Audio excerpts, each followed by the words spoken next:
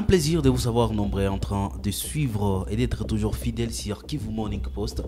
En sommaire, nous allons parler de cette question d'actualité. Les femmes domestiques, en tout cas, dénoncent plusieurs cas de maltraitance dans l'exercice de leur profession.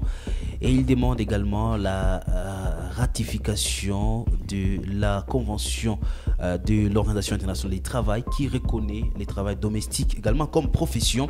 Nous allons parler dans Actualité du jour. Également, nous allons faire focus à cette question d'actualité, la fermeture de la société Prémidis en province du Nord Kivu qui va devoir se diriger à Lubumbashi. L'insécurité malgré l'état des sièges ne permet pas à cette société de bien fonctionner.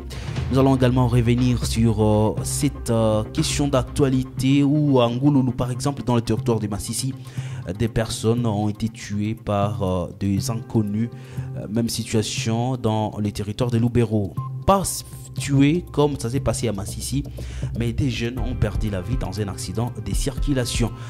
Voilà tout pour les sommaires. Mesdames, messieurs, vous êtes nouveaux sur la chaîne. N'oubliez pas de vous abonner. Et on se retrouve dans la deuxième partie pour la suite de l'actualité du jour.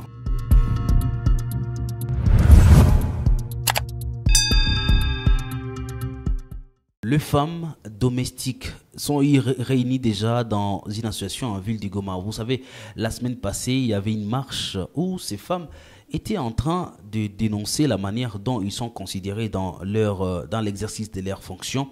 Par exemple, certaines femmes disent encore être victimes de plusieurs cas de violence et des actes barbares de la part de ceux-là qui leur emploient.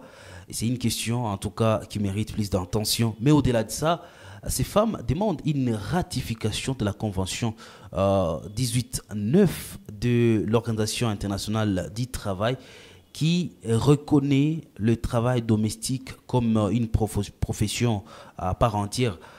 Au cas où il y a eu des déviations, des bavures dans ces sens, dans l'exercice de leurs fonctions, ces femmes peuvent ou ont la capacité d'aller en justice pour demander réparation. Ce qui n'est pas le cas en République démocratique du Congo.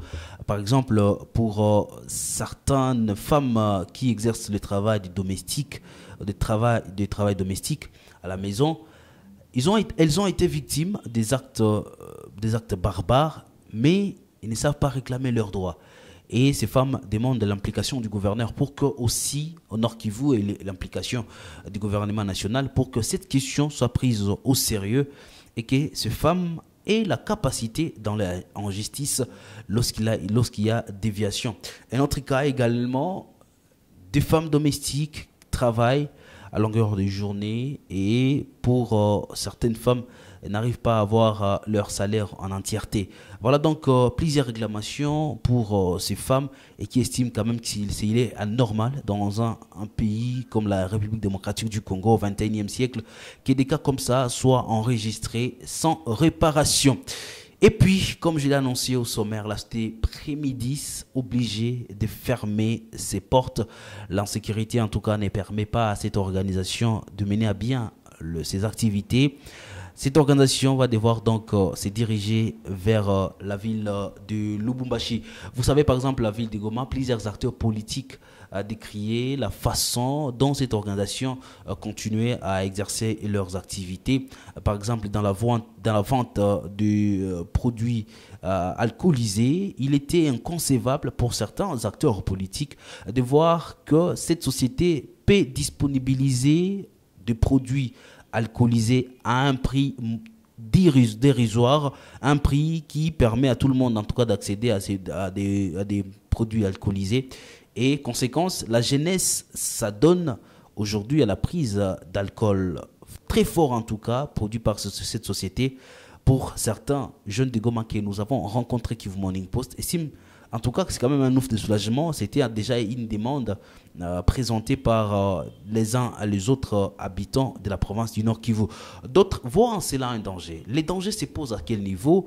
La société Prémidis donne de l'emploi à plusieurs jeunes de la province du Nord Kivu. Quel deviendra l'avenir de ces jeunes qui travaillaient chez Prémidis? Donc c'est un problème pour certains et peut-être un ouf désoulagement pour les autres. Nous allons donc, nous sommes là comme journalistes pour présenter les faits et vous laisser en tout cas prendre position. Vous pouvez également laisser votre point de vue en commentaire de cette vidéo et nous aurons le plaisir de vous lire.